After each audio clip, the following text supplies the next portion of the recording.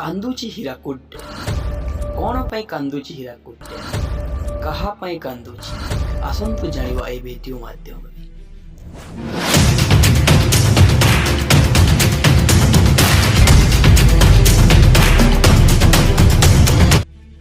ବିଶ୍ୱର ସର୍ବବୃହତ୍ ନଦୀବନ୍ଧ ହୀରାକୁଦ, ଯାହାର ମୂଳ ଲକ୍ଷ୍ୟ ଥିଲା ବନ୍ୟା ନିୟନ୍ତ୍ରଣ ଓ ବିଦ୍ୟୁତ୍ ଉତ୍ପାଦନ। 1957 ଜାନୁଆରୀ 13 ତାରିଖରେ ସେତେବେଳେ ଭାରତର ପ୍ରଥମ ପ୍ରଧାନମନ୍ତ୍ରୀ ଜବାହରଲାଲ ନେହେରୁ ତାଙ୍କର ସ୍ୱହସ୍ତରେ ଉଦ୍ଘାଟିତ ହୋଇଥିଲା ହୀରାକୁଦ ନଦୀବନ୍ଧ।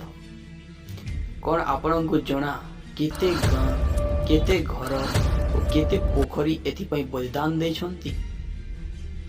ପାଖାପାଖି 300ରୁ ଅଧିକ ଗାଁ, ଯାହାର ନାମ ବର୍ତ୍ତମାନ ଭାରତ ମାନଚିତ୍ରରେ ଦେଖାଯାଏ ନାହିଁ। ଏଥିପାଇଁ କାନ୍ଦୁଛି ହୀରାକୁଦ। ଏଥିପାଇଁ ଦାୟୀ କିଏ? ଏଥିପାଇଁ ଦାୟୀ ହେଉଛନ୍ତି ସମଗ୍ର ଓଡ଼ିଶା। ବନ୍ୟା ନିୟନ୍ତ୍ରଣ, ବିଦ୍ୟୁତ୍ ଓ ଚାଷ କାମ ପାଇଁ ହୀରାକୁଦ ନିର୍ମାଣ ହୋଇଥିଲା। ସେହି ଗ୍ରାମବାସୀଙ୍କୁ ଝୁରି ହୀରାକୁଦ ଏବେ କାନ୍ଦୁଛି। ଏହି ବିଷୟରେ ଆପଣଙ୍କ କ'ଣ ମତ? ନିଶ୍ଚୟ କମେଣ୍ଟ ମାଧ୍ୟମରେ ବତାଇବେ।